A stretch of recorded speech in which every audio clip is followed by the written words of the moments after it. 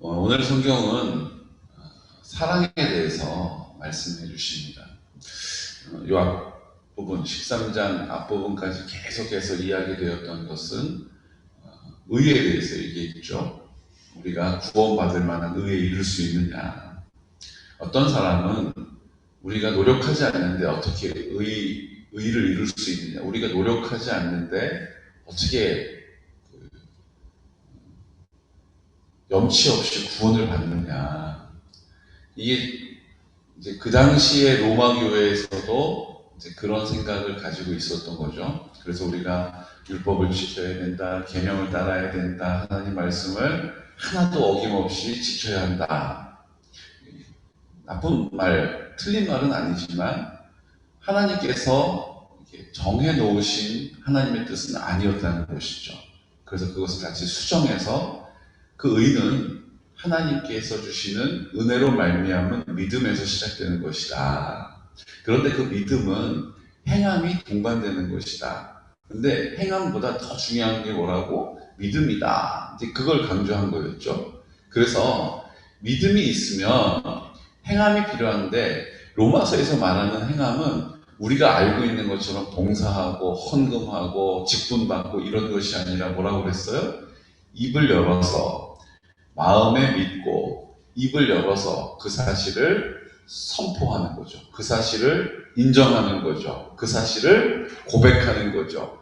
그 입술의 고백을 통하여 성령께서 역사하신다라고 가르쳐 주시는 것을 우리가 지금까지 보았습니다. 그런데 오늘 성경은 우리에게 이렇게 가르쳐 주세요. 근데 그 모든 것을 다 포함해서 모든 것이 다 어우러지는 가장 중요한 게 있다.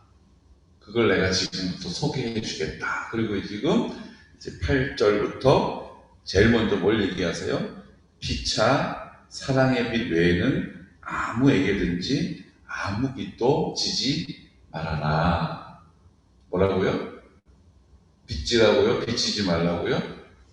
빚지지 말라고요. 그쵸? 근데 하나는 빚져도 된다는 거예요. 뭘 빚지라고요? 사랑의 빚. 사랑의 빚. 내가 사랑을 받는 일은 하나님께 내가 사랑을 받는 거예요. 그렇죠? 그리고 내 안에 하나님의 사랑이 없는, 나는 근본적으로 죄로 인하여 타락한 존재이기 때문에 본질상 진노의 자녀이기 때문에 그 하나님의 사랑이 나를 통하여 이 땅에 흘러오게 하시는 통로로 내 앞에 세워놓은 우리 공동체, 그 지체들을 통한 사랑을 내가 공급받는 것입니다. 이걸 뭐라고 표현하세요? 사랑의 빛이라는 거예요.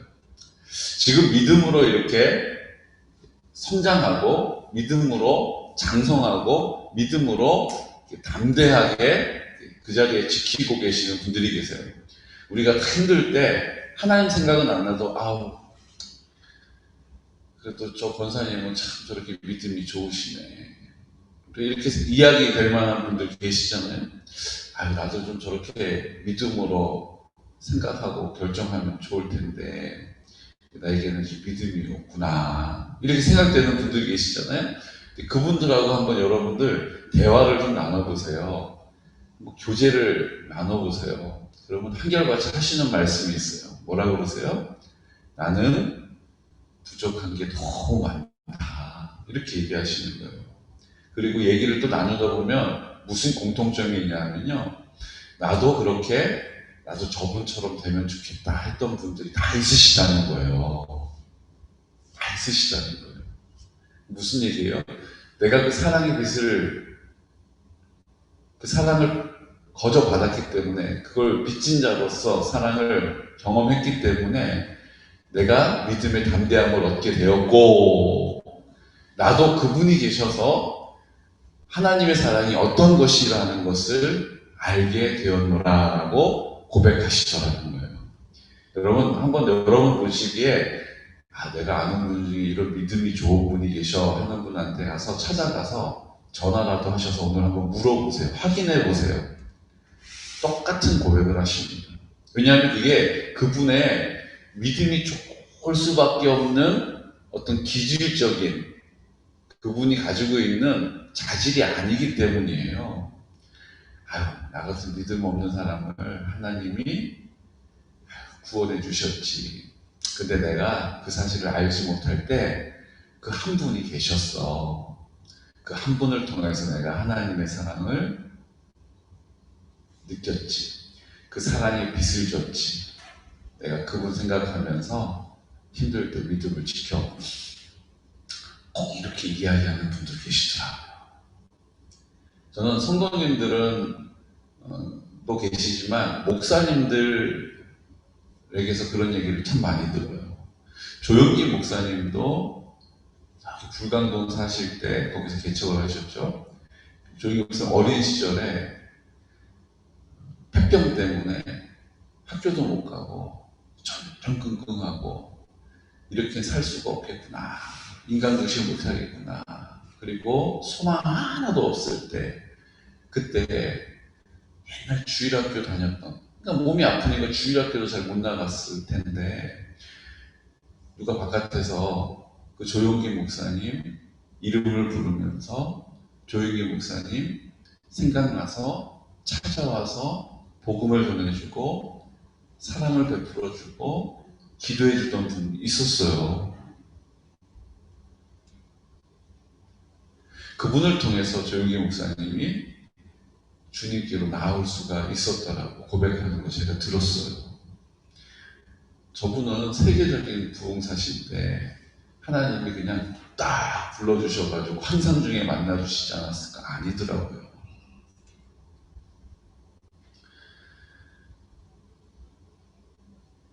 아무도 나한테 관심 가져주지 않는데 누가 와서 내 이름을 불러주고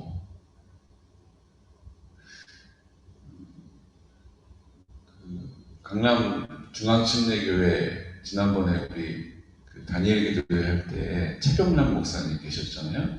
그 최병남 목사님도 제가 그분 너무 매력이 있어서 잘 몰랐던 분이라서 이리저리 한번 살펴봤더니 어렸을 때 얘기를 해주시더라고요. 어렸을 때 얘기를.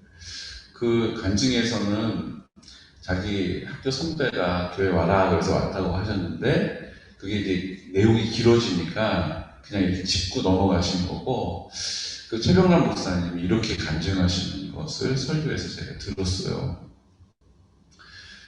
자기 이름 주일학교 좀 다니다가 안 다녔으니까 모를 텐데 그 주일학교 선생님 중에 한 분이 오셨대요. 병남아 누구세요? 그랬더니 모르던 여자분이 오셔서 병남아 교회 가자 그러고 찾아오셨다는 거예요.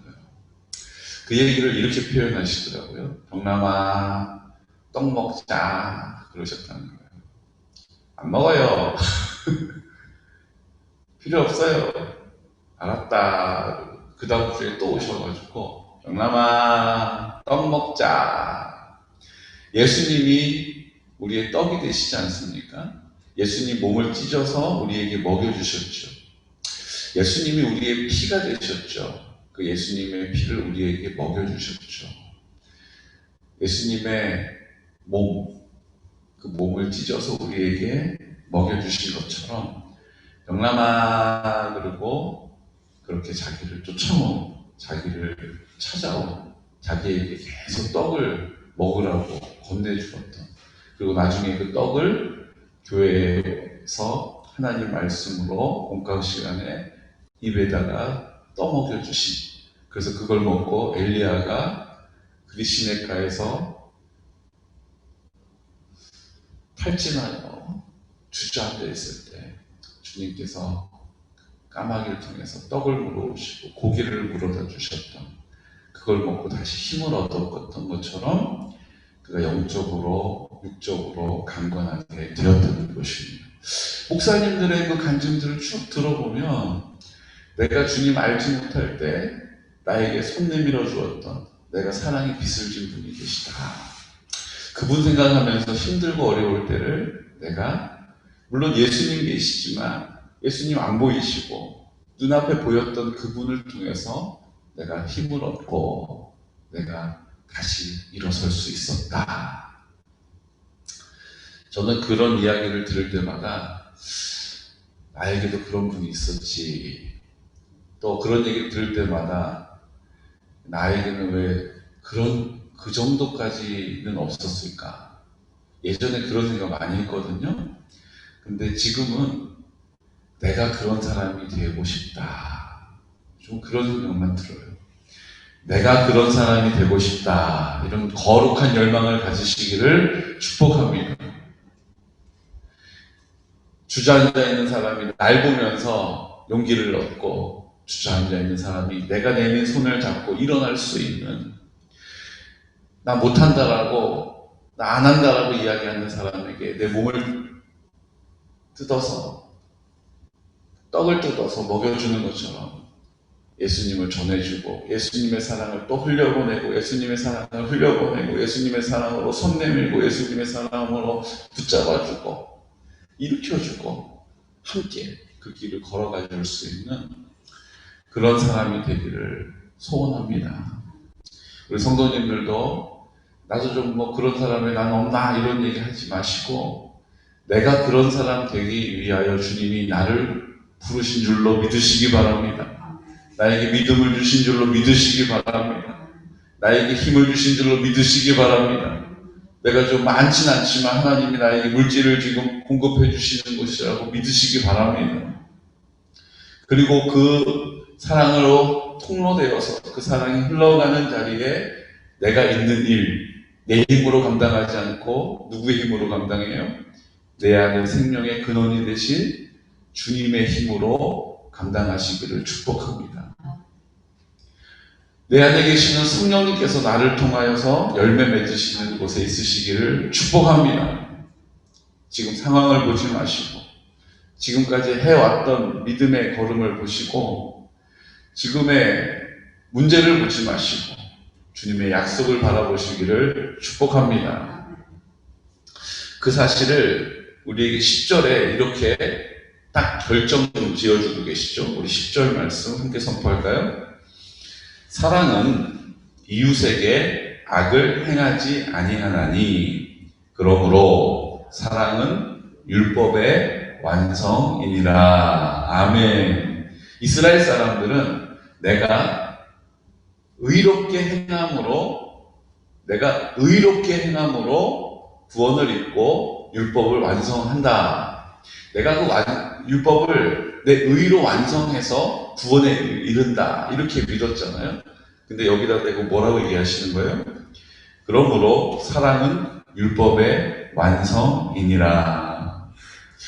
이 땅에 우리가 하게 되는 간음하지 말아라, 살인하지 말아라, 도둑질하지 말아라, 탐내지 말아라 하는 것, 그 외에 다른 계명이 있을지라도 내 이웃을 내 자신과 같이 사랑하라 하신 그 말씀 가운데 다 들어있다. 네가 율법으로 지키는 것, 그것들 가운데 다 그것이 포함되는 게 뭐냐 하면 사랑이다. 그 사랑은 그 율법을 다 완성한다. 그 율법대로 살 수 있도록 힘의 근원이 된다. 능력의 근원이 된다. 그 사랑만 있으면 그렇게 할 수 있다. 왜요? 주님이 내 안에 사랑으로 오셔서 내 사랑의 전부가 되시면, 내 마음에 가득 채워지면 간음하지 않는 일, 살인하지 않는 일, 도둑질하지 않는 일, 탐내지 않는 일, 그 외의 모든 계명을 지킬 수 있는 능력이 된다는 것이죠. 그러므로 사랑은 율법의 완성인 것입니다. 내 힘으로 노력하고 애쓰고 결단하고 치열하게 살아간다고 율법이 완성되는 게 아니에요. 구원에 이르는 것이 아닙니다. 하나님이 우리에게 거저주시는 은혜로 말미암는, 주님이 내 안에 사랑의 생명의 근원으로 나와 함께 하실 때 성령으로 그 율법을 완성시켜 가는 것입니다. 이것을 다르게 또 우리에게 설명해 주세요. 참 성경은 친절합니다. 그냥 그런 줄 알아라 라고 끝내지 않으시고, 이 중요한 것이기 때문에 또 다른 모양으로 강조해 주고 계시죠. 또한 11절, 또한 너희가 이 시기를 알거니와 자다가 깰 때라 벌써 되었으니 이는 이제 우리의 구원이 처음 믿을 때보다 가까웠습니다. 그 사랑으로 구원에 이르는 일, 그 사랑으로 율법을 완성하는 일 서둘러서 해야 된다. 그때가 가까웠다. 왜냐하면 그 당시 로마의 박해가 노골적으로 시작되기 바로 직전인 거거든요. 그러니까 로마의 박해가 노골적으로 시작되기 전에 너희가 그 하나님의 사랑 안에서 무장해야 된다. 너희가 이 고난을 이겨 싸워야 하는데 그때가 가까웠다. 하나님의 사랑이 너희 안에 채워지지 않으면 이 고난도 이길 수 없고, 하나님의 사랑이 채워지지 않으면 그 율법도 지킬 수 없기 때문에 나는 율법에 합당하지 않은 사람이다. 그 고난 앞에서 다 자빠지고 넘어질 수밖에 없다. 평안할 때는 누구나 잘 믿을 수 있다. 하지만 환란이 찾아올 때 그 믿음을 지킬 수 있는 사람, 환란이 찾아올 때 그 믿음을 끝까지 버틸 수 있는 사람은 하나님의 사랑으로 무장되지 않으면 안 된다. 지금 그 얘기 해주고 계시는 거예요. 밤이 깊고 낮이 가까웠으니 그러므로 우리가 어둠의 일을 벗고 빛의 갑옷을 입자. 빛의 갑옷을 입으라는, 이제 믿음의 싸움을 싸워야 하는데 빛의 갑옷을 입어야 한다는 거예요. 그럼 빛이 뭡니까? 이렇게 밝은 빛, 이거 의미하는 게 아니에요. 지금 이 성경에서 이야기하는 빛은 햇빛, 전기불 이런 거 얘기하는 게 아닙니다. 여러분들 기억나시죠? 창세기에 빛이 있으라 라고 말씀하실 때 그 빛은 우리가 알고 있는 이런 빛이 아니었어요. 이런 빛은 예수님이 언제 만드셨어요? 3일째 되는 날, 4일째 되는 날 만드셨죠. 태양이 있어라, 별빛이 있어라, 달이 있어라. 그때 빛이 생긴 거예요. 그러면 태초에 빛을 만드신 건 누가 만들어주신 거예요? 주님이 그 빛 가운데 함께 하심을 나타내시는 거죠. 주님이 빛이십니다. 이 태양빛 같은 게 아니에요. 주님이 빛으로 우리 가운데 함께 하시는 것이죠. 빛의 값을 입자라는 것은 주님을 덧입자라는 거예요. 예수님이 내 마음 가운데 함께 하셔야 그 믿음의 싸움을 싸울 수 있다는 것을 가르쳐주고 계시는 것이죠. 낮에와 같이 단정히 행하고 방탕하거나 술 취하지 말며 음란하거나 호색하지 말며 다투거나 시기하지 말고 오직 주 예수 그리스도로 옷 입고, 여기 똑같이 얘기하시잖아요.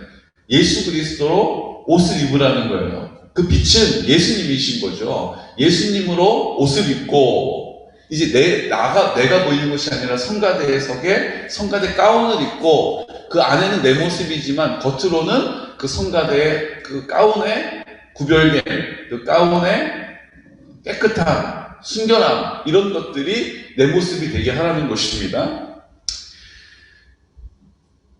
그리스도로 옷 입고 정욕을 위하여 육신의 일을 도모하지 말라. 주님이 내 마음 가운데 계심으로 이제 나는 죽고 누가 사는 거예요? 주가 사시는 거예요. 나는 없고 누구의 뜻만 있는 거예요? 주님의 뜻만 있는 것입니다. 주님께서 어떻게 이 땅에서 우리가 율법을 지킬 수 있는가? 어떻게 그것을 완성할 수 있는가? 그 하나님의 사랑이 나를 통하여 온전히 내 안에 채워지면, 내가 그 사랑의 빛을 지고 그 사랑에 비치는 것 외에는 다른 것으로는 비치지 말아라. 내가 다 너에게 공급해 줄 것이다. 사랑의 빛 외에는 다른 것으로 비치지 말아라. 내가 책임져 줄 것이다. 네가 나눠주고 꾸어줄 일들을 내가 너를 통하여 나타낼 것이다. 그것을 통하여 하나님의 사랑이 흘러가는 통로가 될 수 있도록 내 마음 가운데 주님이 빛으로 임하셔서, 내 마음 가운데 주님이 갑옷이 되셔서 이 땅에서 우리의 선한 싸움, 믿음의 싸움을 주님이 싸워 이기실 것이다. 육신의 일을 도모하지 말아라. 주님의 뜻을 따라라. 육신의 일에 매이지 말아라. 주님의 뜻만 붙잡아라. 오늘 하나님 아버지 앞에 나는 주님 앞에 사랑의 빚진 자 되기를 원합니다. 하지만 다른 것으로는 비치지 않고 주님께서 그 모든 것을 풍성케 하시는 은혜로 채워주시옵소서. 내 안에 주님께서 빛으로 거하셔서 이제 내가 아니라 예수 그리스도로 옷 입고 주님만 나를 통하여 드러날 수 있도록 주님 나와 함께 하여 주십시오. 내 능력이 아니라 주님의 능력으로, 내 지혜가 아니라 주님의 지혜로, 내 경험이 아니라 주님의 인도하심을 따라 오늘 하루도 주님과 함께 주님의 손잡고 동행하는 귀하고 복된 하루 되시기를 예수 그리스도 이름으로 축복합니다. 아멘. 이 시간 기도드릴 때 어제도 잠깐 말씀드렸는데 우리 부산에 있는 세계로 교회가 폐쇄되었습니다. 최종 폐쇄되었고 또 예배를 강행했던 교회들이 부산에 다수가 있는데 또 어제 동시다발적으로 폐쇄 조치가 되었습니다.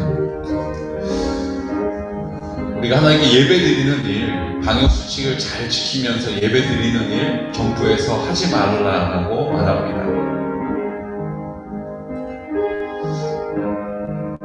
이 일을 놓고 이제 세계로 교회가 총대를 메고 이제 소송에 들어갔습니다. 법의 잣대를 가지고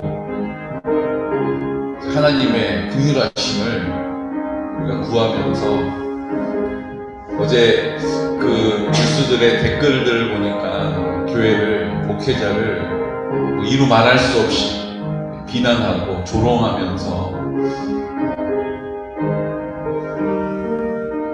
과격하게 반응하는 것을 보았습니다.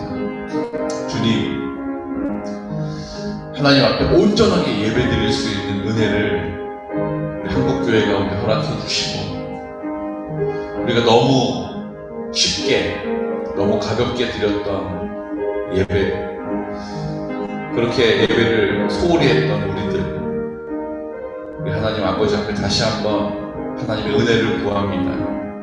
이 소송을 통하여서 다시 예배 드릴 수 있는 권리를, 또 예배의 소중함을 우리 한국교회가 회복할 수 있도록 은혜를 주시고, 주님의 사랑을 다시 우리를 통하여 잘 흘려보내서 세상의 많은 이들이 교회는 그 사랑으로 세워지고 지켜져야, 보호되어야 한다라고 말할 수 있는 그런 은혜가 있기를 원합니다. 손가락 가르치라기보다 내가 아는 교회는 예배 드려야 할 수밖에 없는 교회라고 인정해주고, 그렇게 하나님의 뜻 안에 주님의 옷 입은 자들이 교회의 모든 지체들이 될 수 있도록 주님, 오늘도 우리를 통하여서 그 뜻 이루어 주시옵소서라고 성결한 다음 세대를 세워주시고, 우리가 성결한 세대로 빚어지게 하시고, 실버처치를 통하여 어르신들에게 복음을 전하는 일 우리에게 맡겨주셨사오니 감당케 하여 주시옵소서. 주님, 우리 공동체 안에 연로하신 어르신들과 환우들을 위하여 기도하고 있습니다. 주님, 우리 지체들을 위해서 기도할 때 함께 대면하여 예배드릴 수 없는 상황에 있음에도 불구하고 주님께서 그 심령을, 그 마음을, 그 입술을 굳게 붙잡아 주셔서 우리 하나님 믿음 안에서 견고하게 하시고 떠내려가지 않도록 주님 굳게 붙잡아 달라고 이 시간 나사렛 예수 그리스도 이름으로 선포하면서 기도드리겠습니다. 주여, 주여, 주여. 거룩하신 아버지 하나님,